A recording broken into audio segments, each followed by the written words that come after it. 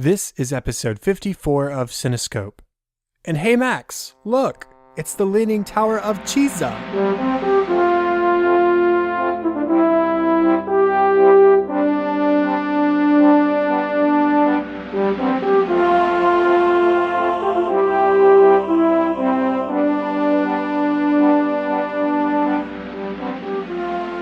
Welcome to Cinescope, where our goal is not to criticize or to assign ratings, but rather to celebrate the movies we love, exploring story, characters, music, and relevance to the world around us. I'm your host, Chad Hopkins, and joining me today is Andrew Grant to talk about one of our favorite films, A Goofy Movie. Andrew, how are you doing tonight? I'm doing fantastic, Chad. Thank you. I'm excited to have you back. It's been a little while. The last one we talked about, I think, was Muppet Treasure Island back around episode 31 or so. So it's good to have you back, and it's funny, we're actually going to be talking about another one of those movies that we've sort of referred to as our staples, where it's just one of those ones we reverted to when we wanted something to watch. Yes, absolutely love A Goofy Movie. Definitely had to revisit it after it came out, seeing the fact that we were not very old when that happened, but we've definitely enjoyed it in the years since. We have. It was just one of those movies that if we wanted something short, feel good, we'd put it on, even in college. When we were living together then, we would put on this movie just to put in the background. So, real quick, how about you reintroduce us to exactly who you are real quick, and then we will get into our discussion. Of course. Again, my name is Andrew Grant. I am Chad's roommate, longtime friend. Happy to be on the show. I love this kind of project that I get to help with every now and again. I went to school with Chad at Texas Tech and Poteed and all of those. Now we currently live together yet again. We definitely enjoyed being roommates and definitely love movies, which is why this project seems to work very well between our personalities. Yeah, we're still living together at the moment. Unfortunately, probably not for too much longer, but it's been a good time living together basically for the majority of the last 7 years. So here we are, and let's go ahead and start talking about A Goofy Movie. Sounds great. Let's get into it. This movie was released on April 7th of 1995 and was directed by Kevin Lima, who went on to also direct Tarzan for Disney, co-directed with Chris Buck, the live-action 102 Dalmatians, the TV films Eloise at the Plaza and Eloise at Christmas Time, and then the 2007 film starring Amy Adams, Enchanted. The film was written by Jim Megan, Chris Matheson, and Brian Pimentel, and the music was by, I didn't know this going into it, by Carter Burwell, who is known for composing all the Coen Brothers film scores except for Oh Brother, Where Art Thou and Inside Llewyn Davis. All the way back to 1984, he's been working with them. He also composed the scores for Doc Hollywood, Being John Malkovich, A Knight's Tale, The Rookie, Adaptation, Twilight, Where the Wild Things Are, The Blind Side, The Twilight Saga Breaking Dawn Parts 1 and 2, The Fifth Estate, Mr. Holmes, Anomalisa, and The Founder, along with Don Davis, who is most known for his work on The Matrix trilogy by the Wachowskis, and Jurassic Park 3 and The Animatrix. The songs here were composed by various teams composed of Tom Snow, Jack Feldman, Patrick DeReamer, and Roy Freeland.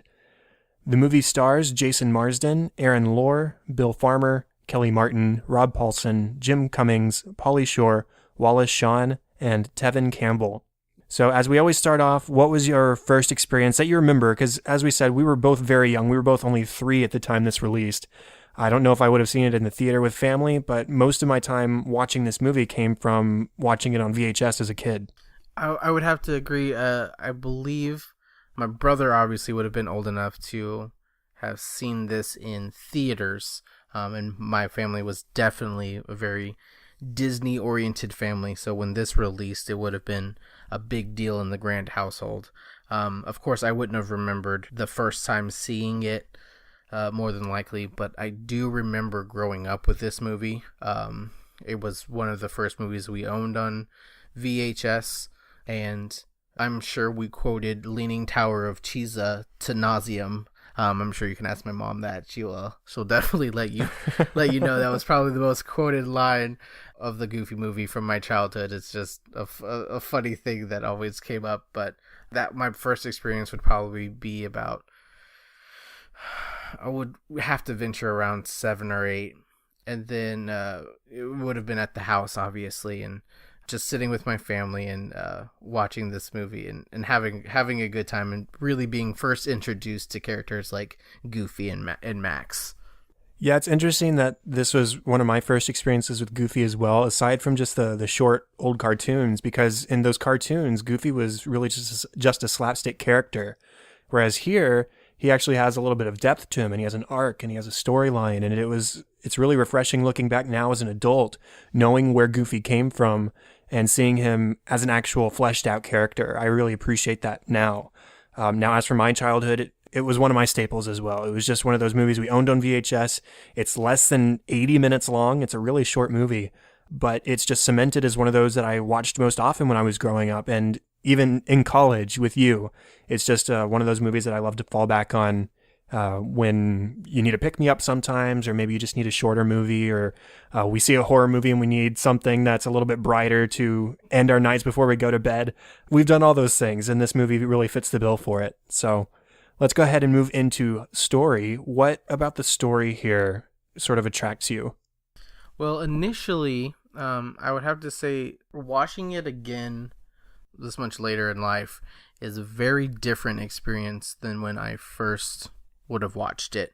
I felt like I would have been more attracted to the song and the kind of jovial overtones of the majority of the movie, and enjoying those really slapstick characters. That's very traditional Goofy.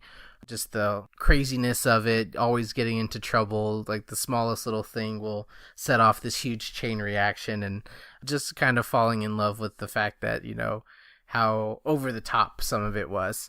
But watching it later on, you definitely start to actually understand the importance that the film is showing you, and why one of the main reasons I love Disney is that you can get something from the movie from just about every stage of life. You really start to understand that, Goofy isn't just some kind of slapstick character, that he's really a father who's trying to do what's best for his son. You start to understand that there's a lot of other things that play in Goofy's mind in terms of, what's going on, and how he's influenced by other characters that kind of lead them on this road trip in the first place. Yeah, I do want to stress that even though Goofy is a character this time around and he is fleshed out and does have a storyline, he still very much is the Goofy that we know from those old Disney shorts. There is a lot of slapstick. There is a lot of comedy in this movie. There is lots of stuff to point and laugh at, and Goofy is certainly up to his normal antics in a lot of situations.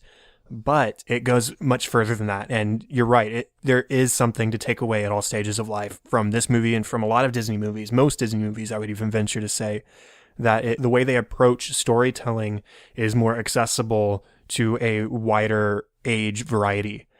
So I really appreciate that. Now, just a couple of small things.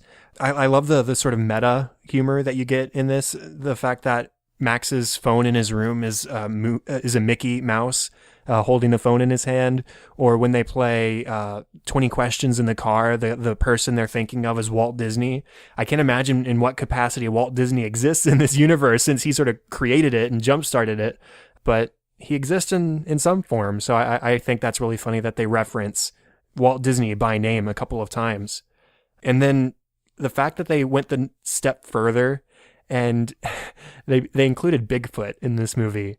I don't know who came up with that in the storyboard room. Let's include this mythical creature in this otherwise fairly grounded movie. I mean, it's Disney, it's Goofy, they're talking animals, but for the most part, this is grounded, fairly grounded.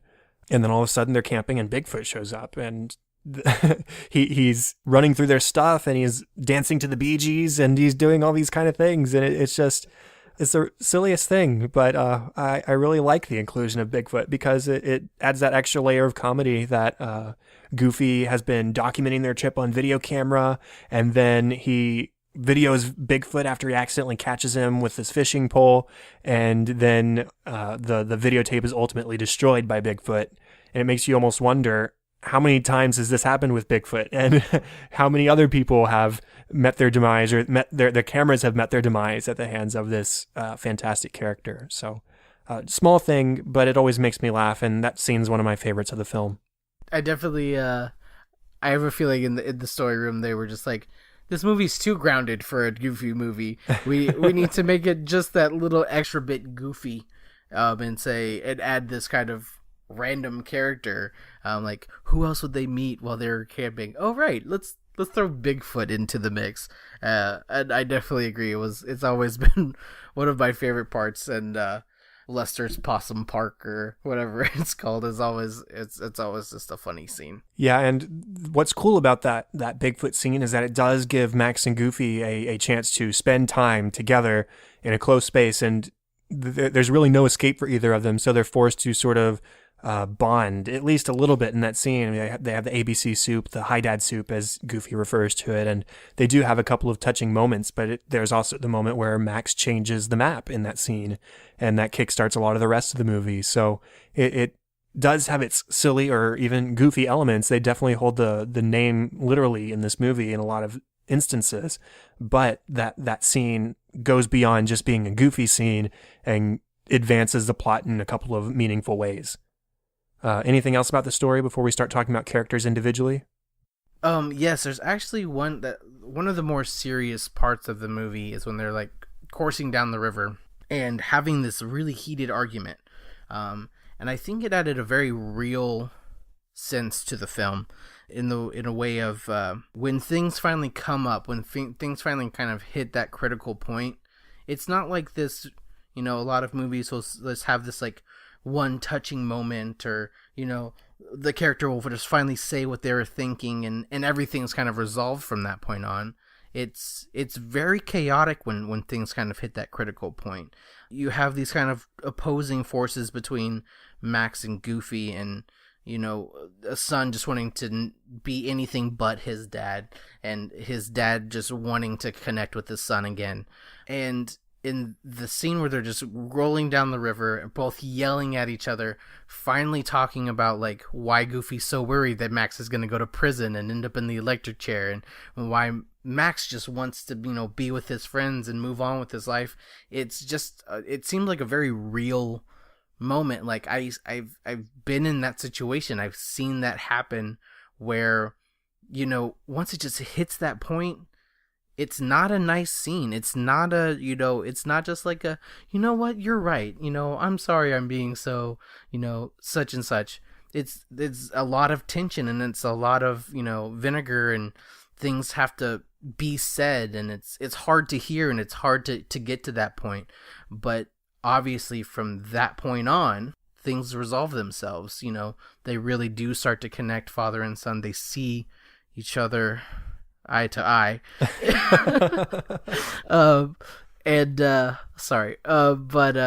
They finally recognize like where the other is coming from, and I think they did a really good job at presenting it in how more often than not those kind of situations would resolve themselves.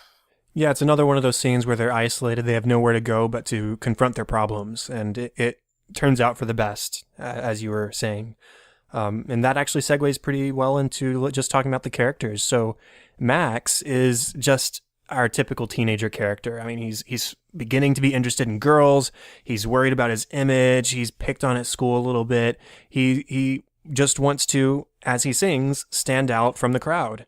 And he wants Roxanne to notice him. It's very real teenage struggles about trying to sort of find a place in the world and finding somebody to form a relationship with. So I like how this character is fairly grounded in being a very relatable character, because it's something that we all struggle with in some capacity at some point in our adolescence.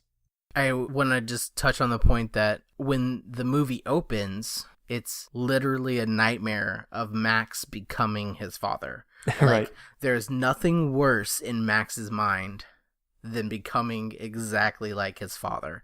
And that seems to be such a juvenile, adolescent thing to think.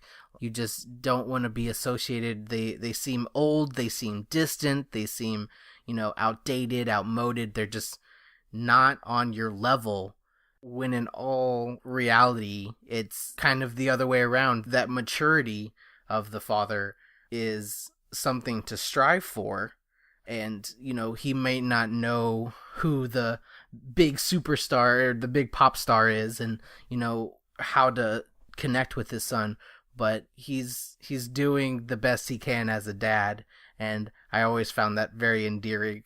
Yeah, that opening nightmare scene actually is fairly scary, especially to a kid, I think, where the teeth all of a sudden grow out of his head and he's slowly transforming bit by bit into his father. It is actually kind of scary. Even now, I was like, wow, this is kind of intense. And even going into his real life when he's talking with PJ or he's talking with Roxanne and his father's laugh starts to slip out of him and it's horrifying to him. Oh no, I'm actually turning into my father. And then after the opening scene at the school and Goofy has decided to take his son on this vacation, he straps him into this fishing gear and he says, "You look just like I did when I was your age." And Max just responds, "Please don't say that, Dad." That's his worst nightmare. He doesn't want to be, quote, just a goof. That's his last name. That's his father's name. He doesn't want to be associated with this sort of sillier character. He wants to be his own more serious person with more serious relationships. And it's just difficult for him to express this to his dad. He just wants to be cool. He wants to have a girlfriend. He wants to live his life separate from his father. And like I said, that's a very real struggle that I think a lot of us go through as we're growing up. The nightmare scene definitely does give a very terrifying look at puberty. And like as a kid, you're just looking at the nightmare scene. It was like, oh my God, is that how that really happens? Like just one day I'll wake up and everything will just pop into place and I'll look exactly like my father. And turns out more or less, yes. But, you know, to a kid, you definitely can immediately connect to the character of just being so afraid of, you know, being like your father, when you feel that those little things that those little quirks that your dad has, or, you know, anyone in your family, I should say, has, are like the worst possible thing. But it turns out that other people actually find them very attractive, or, you know, that's what makes you part of the family, and what is something that you can actually really connect to on a very deeper level, and in terms of relationships within the family. And even Max going out on this vacation with his father, this forced vacation, whether we've all gone on a vacation we didn't want to participate in, or whether we had to go to the grocery store at an inopportune time, or a family reunion when we wanted to just hang out with our friends, this is something we all relate to. And the problem Max has is that he's not able to really communicate to his father why he doesn't want to do this, or why he would rather stay at home, and who this girl is he's going after. There's this lack of communication both ways, really, but especially here in the beginning from Max to his father, just explaining what's going on in his life and why he's trying to sort of be his own person and what he's trying to pursue. And it's not until later, once Goofy starts being less of a controlling father, as Pete is trying to get him to be, and starts accommodating Max, and he gives him map duty and says, "Hey, you get to pick the stops for the rest of the way to our destination."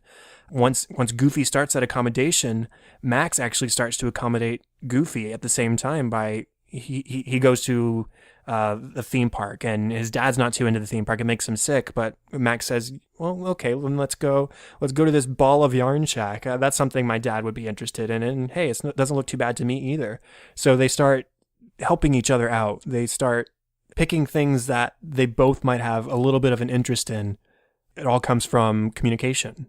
At the end of it all, end of the movie, he's both more open to that time spent with his dad, forced or not. He's enjoying it more. He's enjoying his dad's company and is understanding that, hey, maybe becoming like my dad isn't the worst thing in the world.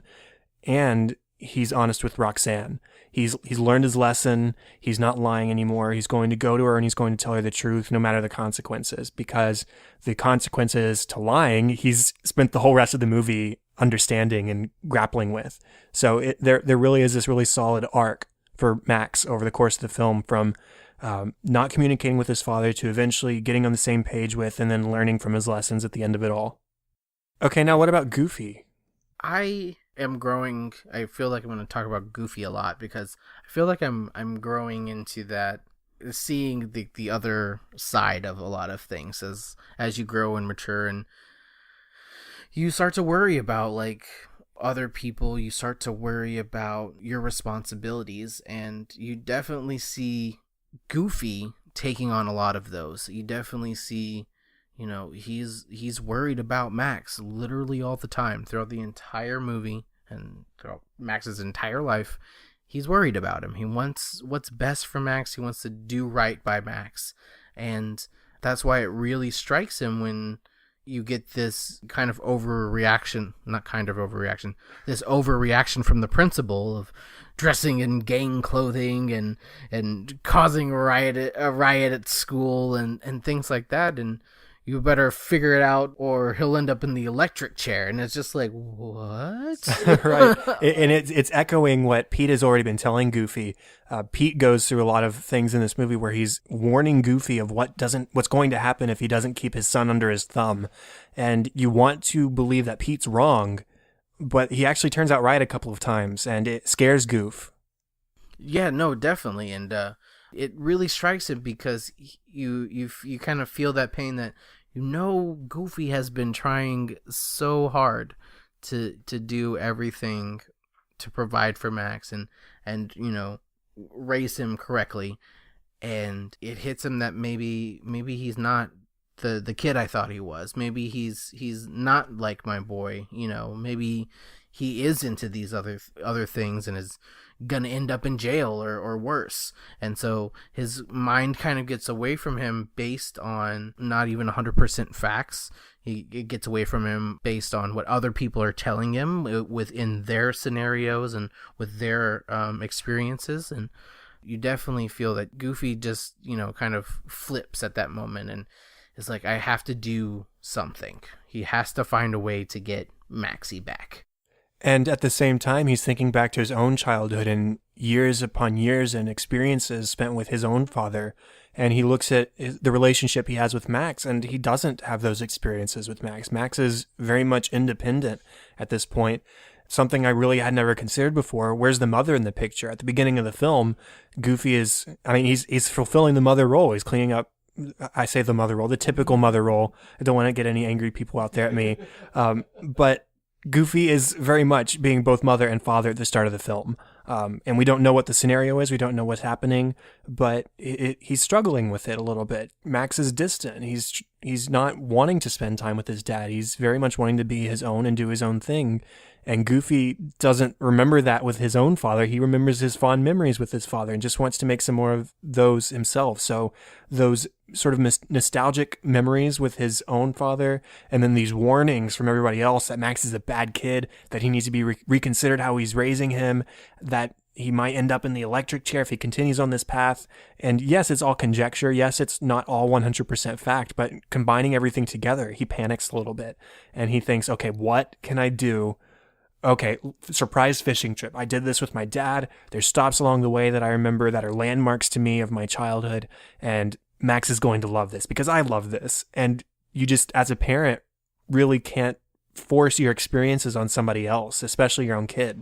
Very true, because it's basically Goofy is now asking him to be exactly like him. I liked this, you should like this. I did this, you should do this. And as we well know from the opening scene, that is the exact opposite of what Max wants. Whether that's even truly what he wants, but that's what he's afraid of. And so I think it takes a while for them to both realize that reliving the past isn't necessarily wrong, but making your own memories is so much more important. And Goofy is definitely romanticizing his own childhood, and he's struggling to accept that Max is quickly not a kid anymore. And he's really forcing these things on Max without communicating. Just like Max was having a problem communicating his life to Goofy, Goofy is having problems communicating why he's doing this all of a sudden to Max. Max just sees it as sort of a power move, or him being overly controlling or helicoptering even. He doesn't have a reason. It's just all of a sudden, okay, my dad's forcing me on this vacation that I don't want to go on and making me go to this possum park that's super lame and old and falling apart. And it's just him, like you were saying, forcing these experiences on me, things that I don't want to be. He's trying to make me be, and that doesn't work. So while Max, yes, has a communication problem, Goofy also has a communication problem because he's not explaining himself, and he's not voicing his concerns to his son and even revealing that he knows about this situation that happened at school on the last day. But at the very end, they finally resolve their differences. They've sat and they've sung on the car. And Goofy, after they've started talking to each other and telling each other what's going on, Goofy does what he can to not let Max down. When Max is honest with him, he tells him the truth. Goofy is more open to him and tells him the truth. They're both more open to being friends beyond just being father-son. And that's an important message for sure, that there needs to be communication of some kind, or these relationships just aren't going to be as fruitful and as positive as they could be. Very true. I mean, it's kind of a turning moment where they not only see each other as, father and son to father. They see each other as someone who's actually there for them, someone who has their back and they can rely on. And so once that line of communication is open, you definitely see that they're there to support each other, and they're there to do whatever it takes to fulfill the other person's goals and dreams and aspirations. And they find a way to kind of make that one cohesive thing instead of, two conflicting ideas. They even sing about it. They've got the song Nobody Else But You, and they say at the end of it, when I start to sink, I would rather go down with nobody else but you. That's one of my favorite songs in the film, just because of the resolution that it brings to our characters. Now, in contrast with these two, we have PJ and his dad, Pete. PJ is straight up scared of his father. Pete talks about keeping his son under his thumb, and there's this one scene where they're, quote, camping out in the forest, and they've got this giant RV with a pool and a bowling alley and all this kind of stuff. And Pete is bowling and talking with Goofy, and he misses one pin. And he yells at the top of his lungs for PJ to come up, and he points at the pin, and PJ goes and he knocks it over. And he celebrates like he actually bowled a strike. And the whole time, PJ is just sort of staring at him like, well, I did another thing for my dad now. Am I at least going to get some sort of approval? And Pete actually psychs him out of like a high five or something like that. And PJ just sort of stands there looking upset. There isn't a relationship there. It's very much drill sergeant and private, right? There's not a lot of love. PJ probably sure respects his dad. He does what he's told, but there's not a relationship. And it's a really powerful contrast between these two families. And I think it's definitely making a note of like very different parenting styles in general. There's this thought that you kind of have this subservient child role, and you are the leader of the family, and you are responsible for them and have to take. And although that is very valid, you are responsible for your children. You are, kind of the leader, and you may have to force them into doing things they may not want to do because you believe it's for their best interest. There are sometimes that is not the case, that isn't what needs to happen, nor is it something that needs to happen 100% of the time. And so you see that Goofy doesn't want to do it at all, which is just kind of the polar opposite. And I definitely believe that, there's always that gray area, everything with balance, that there should be that kind of leadership, but not necessarily that overbearing and, oppressive force as a parent. Any other characters to talk about or even just mention? Bobby. Because in a movie that absolutely needs zero comic relief, Bobby is still comic relief. So even getting in trouble at the principal's office, getting them in trouble and helping them get in trouble in the first place, just being that kind of extra character who's just over the top, even more over the top than, he fits really well in with the movie. I always enjoy his lines. As I was saying earlier, we quoted Leaning Tower of Cheesa way too often growing up. And even though he doesn't have very many lines, I always enjoyed Bobby. He's definitely a fun side character. And I do like PJ, just beyond the relationship with his dad. I enjoy PJ. And then Roxanne, great love interest for Max. As a kid, I liked Roxanne a lot. I think she would probably clarify as somewhat of a childhood crush. You look at cartoons differently as a kid as you do as an adult, and so Roxanne, like Lola Bunny in Space Jam or something like that, those are girl characters that I had an early sort of like, oh, she's cute or pretty or whatever you might think as a child. So I really always liked her character, and looking at it now, just it's a sweet relationship that she and Max have, and I really like that sort of early adolescent romance kind of thing. Yeah, no, I did want to mention one more thing about Roxanne is that she brings Max to realize that being like his father isn't necessarily a bad thing. Right. In fact, one of she knew that she liked Max the first time he laughed. And of course, Max has that traditional goofy laugh, and he tries to hide it the entire movie. He literally covers his mouth every time it slips out. And at the very end, she's like, "Wait a second, that's actually what I first noticed about you. That's why, I actually considered liking you or us talking, was your laugh." And it finally clicks to Max. I mean, at that point in the movie, he's already okay with the idea of being like his father, but it really, brings it home that he had fantasized that she would never talk to him if he became like his father, when in all honesty, that's the opposite. Well, at the beginning, he sings a song, Stand Out by Powerline, and ultimately what does Goofy do beyond anything else in this movie? Stand out. And turning into his father, he's going to be very much of a standout as well. And he can make that positive or negative. And at the end of the film, he definitely learns that it's not so much negative, and that he can see himself becoming his father because they've got a more positive relationship. Now, the music in this film, the score by Burwell and Davis, it's feel good. It references the soundtrack songs, includes little snippets of them here and there, and it's sweet in all the right moments, especially those father-son moments between Goofy and Max, like on the car when they're resolving their differences, and at the end when he's with Roxanne on the porch and he's admitting to lying, and she's revealing that, hey, I liked you before all this Powerline stuff. The music is very sweet. Now, that's not my big takeaway as far as music goes in this movie, but I just wanted to mention it because Burwell and Don Davis are pretty big names in the soundtrack community, so very cool that they worked on this together. Now, Andrew, what about the soundtrack songs? What do you have to say about those? Anything from Powerline, like this throughout the entire movie, where they're singing the Stand Out song, you get snippets here and there. You get the majority of the song in the beginning, and you see Peach dancing to it in the middle while he's cleaning the RV. It's just catchy. It's catchy 90s music, and who can't love that? And then obviously Eye to Eye at the very end is my jam. Yeah, you were singing it for a good 10 minutes after we finished watching. And I probably will for the next 3 months. So that's just how it goes. It just gets stuck in your head. It's the perfect amount of cheesy and the perfect amount of catchy. And those are definitely my favorite songs. In fact, I kind of forgot there were other songs in this movie because I really only remember the Powerline songs. Yeah, the Powerline songs are definitely the ones that people remember most, especially Eye to Eye at the end because it comes with the big dance number.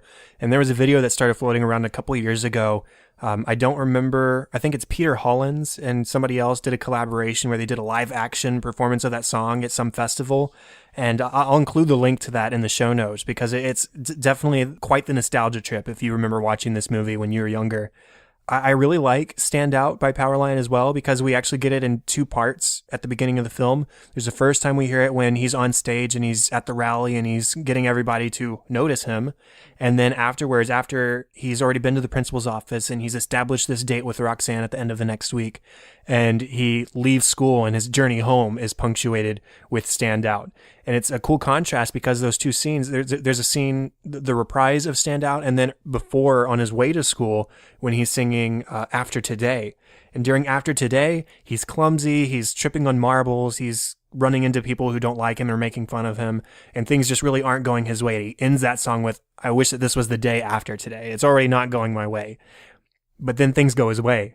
And he sings the reprise of Stand Out, and everything all of a sudden is going his way. He's pulling off these cool skateboard tricks. He just has quite the journey home, and it's a lot of fun that we get this song in two parts, and they really contrast between each other. Now, aside from Eye to Eye at the very end, which is really a culmination of the resolution between these characters, the other favorite I have, as I already said, is Nobody Else But You. Now, what I love about really all the songs in this movie is that they all really build the narrative. There aren't really throwaway songs in this movie. You start with After Today, which is establishing Max's feelings for Roxanne. You've got On the Open Road, which is sort of the Journey Begins song. Nobody Else But You mitigates the anger and the disappointment between the father-son duo. And then, like I said, Eye to Eye is the culmination of the resolution. And Stand Out at the beginning also establishes really what Max is trying to do this whole movie, is stand out from the crowd and be his own person. It's just really cool when you can have a movie where all the songs are building the story and building the characters and not just sort of set pieces where they get to a point, they sing a song, nothing really happens, but it looks pretty, and then they move on. I like that they don't fall back on that. That is a fantastic point, that the songs, after watching again and realizing that there are other songs in the movie, are very crucial to the storyline. You wouldn't get a lot of the character development. You wouldn't get a lot of that resolution if you were to take these songs out. Like, you wouldn't have a story, essentially. So I definitely agree that you see the characters grow and you see major points and progression through the narrative through song. And I definitely enjoy that. The songs here, they're firmly planted in my childhood, and even watching today after the first time in several years at least, I can sing along to most of them in many ways. I remember a lot of the lyrics, and even without the music, I think I could do a pretty good job of just remembering and not missing too much of these songs. They really are part of my childhood in a big way. Now, moving on to takeaways from the movie. This is a 78-minute Disney movie, but as we've been talking about, there's a lot that we can take away, and there's a lot that we can sort of learn from, especially as a kid. Something that's this short and digestible and fun. It's great that Disney is able to pack these kinds of lessons into a movie such as this. So what's one of your takeaways, Andrew? I would have to say one of the bigger takeaways is growing up, maturing, isn't necessarily the monster we make it out to be. There's a lot of stress. There's a lot of change. Things may not always go the way we want, or, we may have fights, we may have struggles along the way, but ultimately, if we open those lines of communication, if we work together and really build, strong relationships with those around us, everything seems to work out for the better in the end. I think so too. There's also a lesson about lying in this movie and about how it just makes things worse. Max lies to Roxanne about his vacation. Max lies to Goofy about changing the map. Goofy doesn't lie to Max, but he does withhold the information that he knows about this, quote, riot that he caused on the last day of school. And withholding information a lot of time is very akin to lying. So there's just not good things that spawn off of the lack of communication, lack of truth-telling in this movie. And you really see, hey, if I don't tell the truth, then there are going to be consequences. And it's one of the smaller lessons from the movie, but it's there nonetheless, as well as just the basic idea of how communication is key. I already talked about this, so I won't drill it home, but Roxanne admits at the end that she already liked Max before anything to do with Powerline. Max told Goofy the truth about Roxanne in the concert, and Goofy was willing to help after he told him the truth. In both of those instances, if they had just communicated from the beginning, if Max had told Roxanne how he felt, if Goofy had told Max about the situation that happened at school, the movie wouldn't have happened.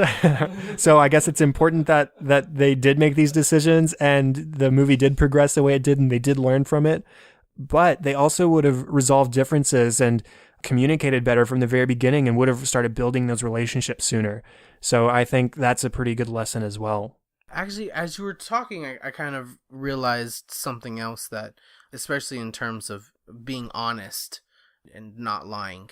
And this may be a stretch, but hear me out. I definitely feel like it may be playing into this kind of societal need, or this societal instinct that people won't accept us how we are. There has to be some major change. We have to be some super popular someone. We have to be the megastar on the stage. We can't be the same. We can't be like our fathers. We have to be different. And this kind of, a lot of the lying in the movie comes from masking our feelings or trying not to show who we are. And so, when Goofy is afraid that, he's losing his son, he doesn't approach that honestly not with himself, saying, why am I going on this camping trip? Is it because, I want to connect with my son? Or is it my own fear of losing him? Why, with Max, why don't I just talk to Roxanne? Because of his own fear of the fear of rejection, not being accepted because of how he sees himself. So I definitely think that's where a lot of the dishonesty comes from, is trying to hide our own fears and trying to hide the fact that we don't think ourselves good enough. Again, maybe a stretch, but I'm just, as you said that, I realized that the lies weren't necessarily malicious, but they were mainly caused from people or characters who didn't want to show that vulnerable side or admit to themselves that they were afraid. No, I think there's definitely some truth in there. And, if a movie makes you think about something, then it definitely has validity, because movies are more than just entertainment a lot of the time, or at least the way I like to view them. They're definitely more than entertainment. So yeah, I like that. Now, my big takeaway was this notion that parents and kids are a give and take relationship. It's back and forth. And really it goes beyond parents and kids, but that's the relationship that's mainly presented in this movie. There's the idea of love versus respect. Pete is definitely right about some things in this movie when it comes to drawing lines, when it comes to establishing authority, when it comes to just being a parent. Like, this is my job, this is my role, is to keep you in line and to make sure that you're growing up the way you're supposed to. Pete's right about that in a couple instances in this movie. But there also has to be a relationship, and Pete and PJ don't really have a relationship. There's two scenes that I actually noticed in this viewing that mirror each other. The first is when Max is angry about going on the vacation and he's sort of trapped in the car. And the other one's at the end of the film where Max has taken the wrong turn at the junction and Goofy is angry and he's trapped in the car. And in both situations, they're completely unable to properly communicate due to their anger. So if they had been honest with each other, if they had talked to each other, if they'd had a positive relationship established, then they would have been able to explain themselves and explain why they were making these choices. And in the song Eye to Eye, I said it's the culmination of the resolution. The lyrics of the chorus are, if we listen to each other's hearts, we'll find we're never too far apart, and maybe love is the reason why, for the first time ever, we're seeing it eye to eye. And this is right after Goofy and Max start communicating and start seeing it eye to eye, and it's a give and take relationship. When they talk, when they apologize, they're honest with each other, they're willing to help out. And that's my big takeaway, is that father-son, mother-daughter, any mix of those, friends, you have to communicate to each other. You have to be willing to give and to take. There are combinations of roles within that, whether it's being a rule establisher, establishing your authority, or just listening sometimes and allowing people to make mistakes or to make their own decisions and be their own person. There has to be a mix, and there has to be a relationship, or it's just not going to end as well as it could. Yes, that's 100% agree. There always needs to be that balance, and there always is. I just, you're so right in that the Eye to Eye song is the culmination of this resolution throughout the film, that they're finally showing their true self. They're opening up their most vulnerable self, listening to each other's heart. Finally seeing things eye to eye. These lyrics, they have meaning. They're catchy, yes. They're fantastic. I love to sing them 1,000 times, and I'll drive you insane the next couple of weeks doing it. However, it's because lyrically they have weight. This is a very important theme, that once you're truly honest with yourself and truly honest with those around you, you'll be amazed at how that can affect your relationships. And you will be amazed at how much more progress you can make in your own goals and your personal life when you're there to help other people and you're honest about needing help when push comes to shove. Definitely. And I just want to read a couple more lines from the song. There's, maybe we'll discover what we should have known all along. One way or another, together's where we both belong. And then in the next verse, it starts with, if a wall should come between us, too high to climb, too hard to break through, I know that love will lead us and find a way to bring me to you. So again, it's that's what this movie's about. I love the father-son relationship. That's what I really latch on to now as I'm older. Yes, the goofy moments are fun. Yes, the colors and the music are fun. There's some silly stuff. There's some goofy stuff. It's a goofy movie.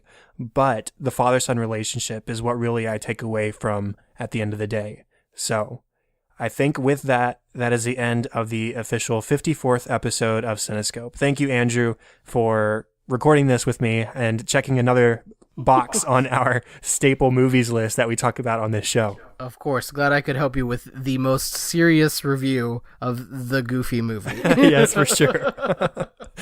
Contact for the show, facebook.com/Cinescope Podcast and @Cinescope Pod on Twitter.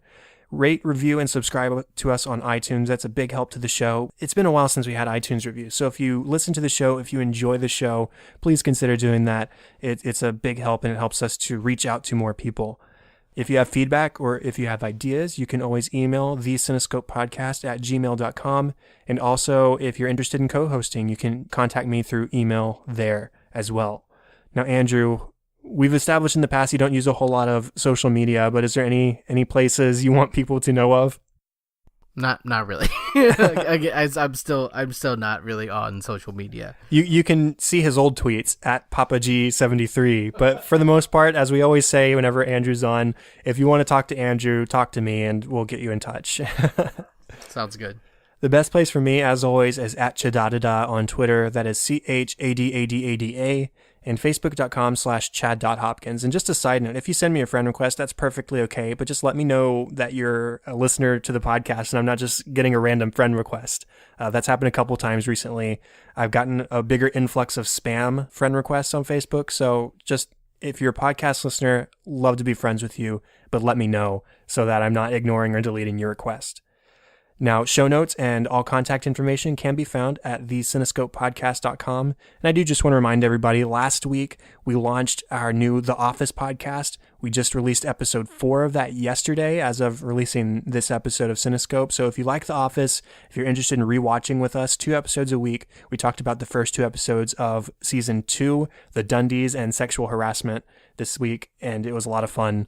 And I'm looking forward to exploring the rest of the show with my friend Katie. So go check that out, An American Workplace. You can find the link in the show notes. And that is all for this week.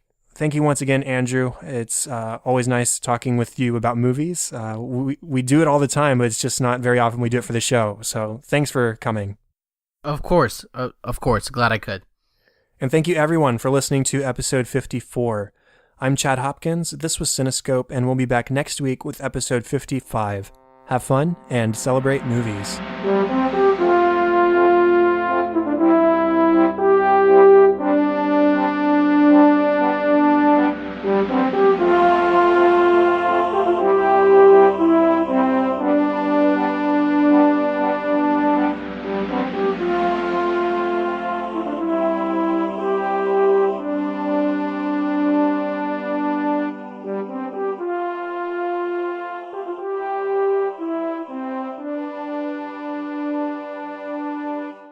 Brr, brr, brr, brr.